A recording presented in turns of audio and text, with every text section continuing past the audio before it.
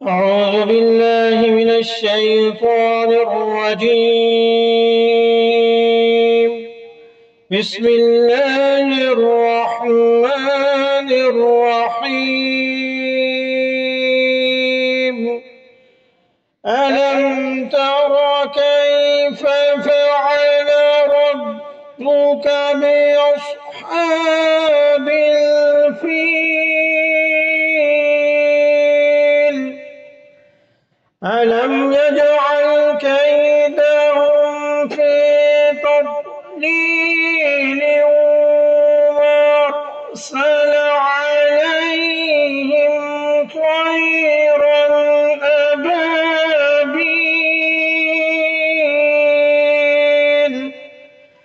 ترميهم بحجارة من سجيل فجعلهم كعصف مأكول۔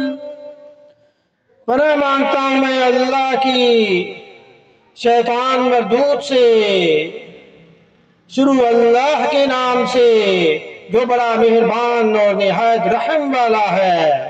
کیا تم نے نہیں دیکھا کہ تمہارے رب نے ہاتھی والوں کے ساتھ کیسا معاملہ کیا؟ کیا اس نے ان لوگوں کی ساری چالیں بیکار نہیں کرتی تھیں اور ان پر غول کے غول پرندے چھوڑ دیے تھے جو ان پر پکی مٹی کے پتھر پھینک رہے تھے؟ چنانچہ انہیں ایسے کر دیا جیسے کھایا ہوا بھوسا۔ تو اس صورت میں ابرہہ نامی ایک بادشاہ کا تذکرہ ہے، اس کے لشکر کی طرف اشارہ ہے جو کعبے پر چڑھائی کرنے کے لیے ہاتھیوں پر سوار ہو کر آیا تھا۔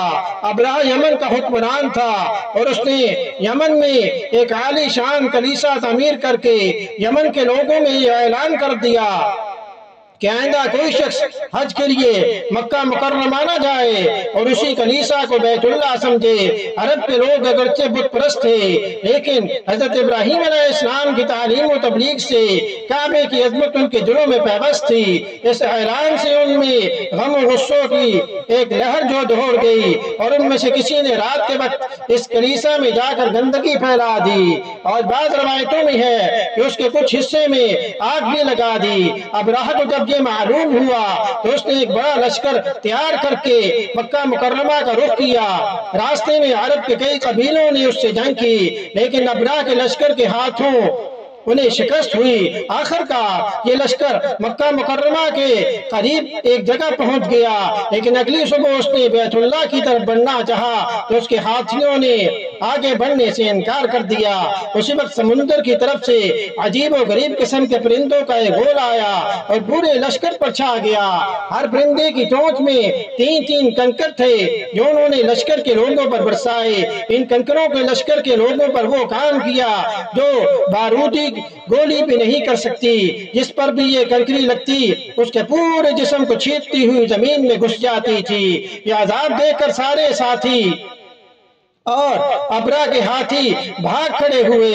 لشکر کے سپاہیوں میں کچھ وہیں وہ ہلاک ہو گئے اور کچھ جو بھاگ نکلے وہ راستے میں مرے، اور ابرہہ کے جسم پر ایک ایسا زہر جو سرایت کر گیا کہ اس کا ایک ایک جوڑ گل سڑ کر گرنے لگا۔ اسی حالت میں اسے یمن لایا گیا اور وہاں اس کا سارا بدن بہہ کر ختم ہو گیا اور اس کی موت سب سے زیادہ عبرتناک ہوئی۔ یہ واقعہ حضور اقدس صلی اللہ علیہ وسلم کی ولادت بسعادت سے کچھ ہی روز پہلے پیش آیا تھا، اور حضرت عائشہ صدیقہ رضی اللہ عنہا اور ان کی بہن اسماء رضی اللہ عنہا نے ان دو اندھے اپاہجوں کو دیکھا ہے۔ اسی صورت میں اس واقعہ کا تذکرہ فرما کر حضور اکرم صلی اللہ علیہ وسلم کو تسلی دی گئی کہ اللہ تعالیٰ کی قدرت بہت بڑی ہے، اس لیے جو لوگ آپ کی دشمنی پر کمر باندھے ہوئے ہیں آخر وہ بھی اصحاب فیل کی طرح وہ بھی شکست کھائیں گے۔ آمنت باللہ صدق